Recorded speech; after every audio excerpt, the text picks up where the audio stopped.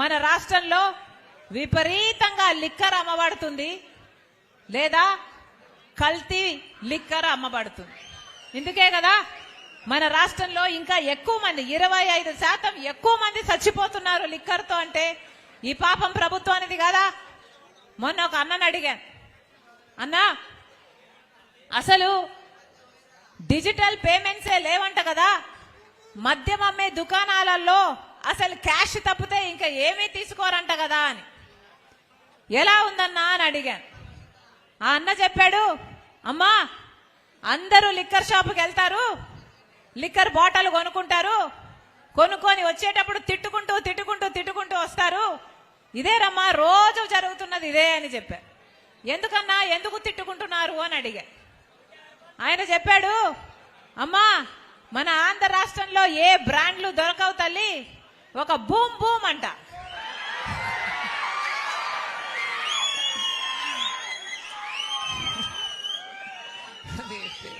అదేం పేరో మరి, ఒక బూమ్ బూమ్ దొరుకుతుందమ్మా.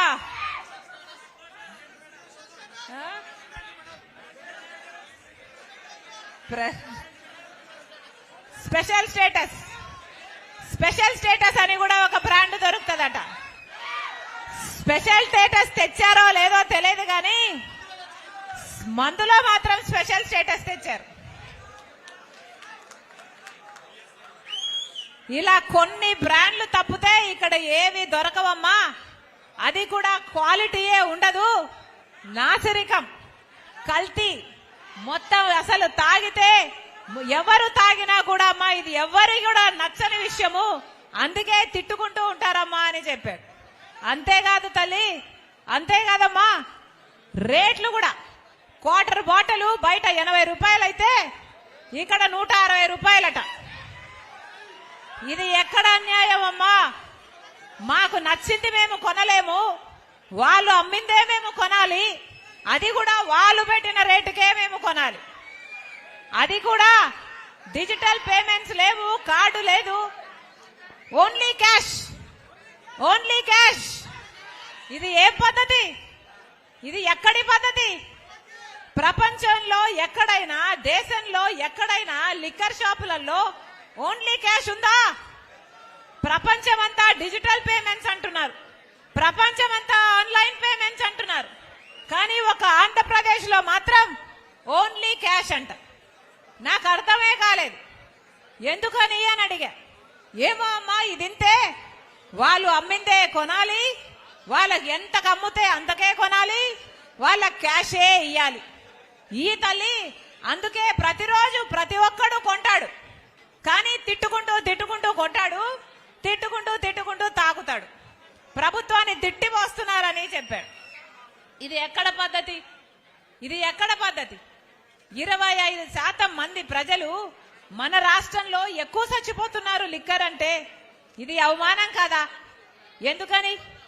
అసలు ప్రభుత్వము వాళ్ళకు నచ్చిన వాళ్ళకే టెండర్లు ఇచ్చుకుంటుంది. అంటే ప్రభుత్వంకి ఎవరు కమిషన్లు ఇస్తారో, ప్రభుత్వంతో ఎవరు దోస్తీ చేస్తారో వాళ్ళకే టెండర్లు ఇస్తారు, వాళ్ళే అమ్మాలి, అవి కూడా వాళ్ళు పెట్టిన ధరలకే అమ్మాలి. ఏదైనా ఒక క్వాలిటీ చెక్ ఉందా? ఒక మానిటరింగ్ ఉందా? హెల్త్ పాడైపోతుంది, ఆరోగ్యం పాడైపోతుంది, జనాలు చచ్చిపోతున్నారు అన్నా కూడా ఏ యాక్షన్ లేదు, ఈ పద్ధతి మారదు. మరి ఇది ఎక్కడ పద్ధతి? ఇది ఎక్కడ పద్ధతి? మద్యం అమ్ముతున్నారు, మద్యంలో అసలు ఎంత సరుకు అమ్ముతున్నారు, ప్రభుత్వానికి ఎంత వస్తుంది, రిసీట్ సిస్టమ్ ఎందుకు లేదు, ఇవి ఏవైనా అడుగుతున్నారా? స్టేట్ గవర్నమెంట్ కి ట్యాక్స్ ఎంత వస్తుంది, సెంట్రల్ గవర్నమెంట్ కు ఎంత వెళ్ళాలి, ఎంత వెళ్తుంది, ఏదైనా విజిలెన్స్ ఉందా, ఏదైనా ఆడిట్ ఉందా, ఎవరైనా ఏమైనా పట్టించుకుంటున్నారా?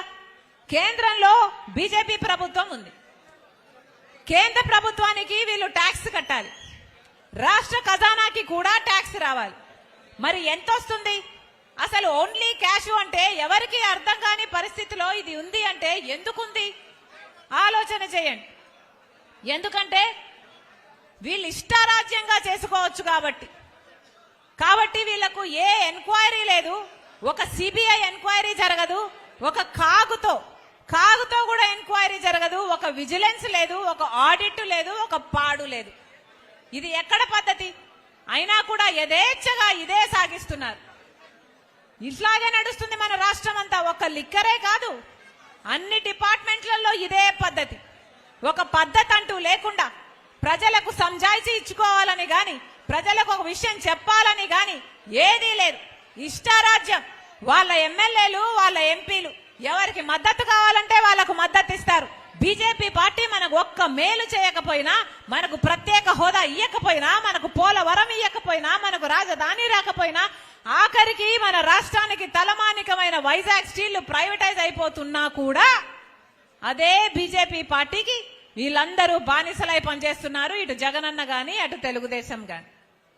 మరి ప్రజలను అడగండి. మొత్తం అందరూ కట్టకట్టుకొని బీజేపీకే మద్దతు ఇస్తుంటే వీళ్ళకి ఎందుకు ఓట్లేయాలి? నేరుగా బీజేపీ పార్టీకే ఓట్లేయచ్చు కదా. ప్రజలను అడగండి. దేశం మొత్తం మీద బీజేపీ పార్టీకి అర్థము బీజేపీ పార్టీ ఏమో గాని, మన రాష్ట్రంలో మాత్రం బీజేపీ పార్టీ లేకపోయినా బీజేపీ పార్టీ వీళ్ళల్లోనే ఉంది. ఎవరిలో? బాబు, జగన్, పవన్. బి అంటే జే అంటే పి అంటే బి అంటే బాబు, జే అంటే జగన్, పి అంటే పవన్. మన రాష్ట్రంలో ఇక బీజేపీ ఎందుకు? వీళ్ళ ముగ్గురు ఉంటే సరిపోయింది కదా. వీళ్ళ ముగ్గురు ఉంటే ఇక బీజేపీతో అవసరం ఏముంది? ఈ ముగ్గురు ఉంటే మొత్తం రాష్ట్రం మొత్తం వాళ్ళకే బారిస్ అయిపోయాయి. ఇక బీజేపీ రాజ్యం ఏలుతుంది, బీజేపీ వశమైపోయింది, బీజేపీ కైవసం అయిపోయింది ఆంధ్రప్రదేశ్. ప్రజలకు చెప్పాలి. ఒక్కొక్క కాంగ్రెస్ పార్టీ నాయకుడైనా, కార్యకర్తనైనా ఈ విషయం ప్రజలలోకి తీసుకువెళ్ళాలి. ఈ విషయాన్ని చాలా గట్టిగా చెప్పాల్సి ఉంటుంది.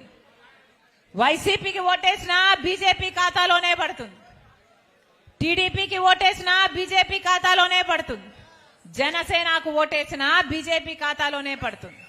మరి ఆ సంబడానికి వీళ్ళకు ఓట్లు ఎందుకు వేయాలి? బీజేపీ పార్టీకే ఓట్లు వేయచ్చు కదా. అడగండి, ప్రజలకు చెప్పండి. మనకు కావాల్సింది మన ప్రజల కోసము, మన హక్కుల కోసము కొట్లాడే నాయకులు తప్ప ఇలా బీజేపీకి ఊడిగలు చేసేవాళ్ళు కాదు, ఇలా బీజేపీకి బానిసలయ్యే వాళ్ళు కాదు. మనకు ప్రత్యేక హోదా ఇవ్వకపోయినా, పోలవరం ఇవ్వకపోయినా, మనకు ఏ కార్యక్రమం, ఏ మంచి చేయకపోయినా బీజేపీకి బానిసలు కావాల్సిన అవసరం లేదు ఆంధ్ర రాష్ట్ర ప్రజలు అని చెప్పండి. పదాలు తెలియని పెదవులకు అమృతవాక్యం అమ్మ. సంతానలేమి సమస్యతో బాధపడుతున్న ప్రతి స్త్రీమూర్తి బాధను మేము అర్థం చేసుకోగలం. Fertinine world best embryology lab మరియు జిల్ట్రిక్స్ అలారం సిస్టాన్ని మొట్టమొదటిసారిగా ఏపీ మరియు తెలంగాణలో ఈ నెల 9న ప్రముఖ సినీ నటి స్నేహ, స్పెయిన్ దేశానికి చెందిన international senior embryologist Javier Herrera గారు ప్రారంభించారు. ఈ శుభతరుణంలో రక్త పరీక్షలు, AMH test, RBS, semen analysis, ultrasound scan, follicle scan ఈ నెల 31 వరకు ఉచితంగా అందిస్తుంది. ఫెర్టినైన్ అంటే సంతానం, 49 అంటే సంతోషం.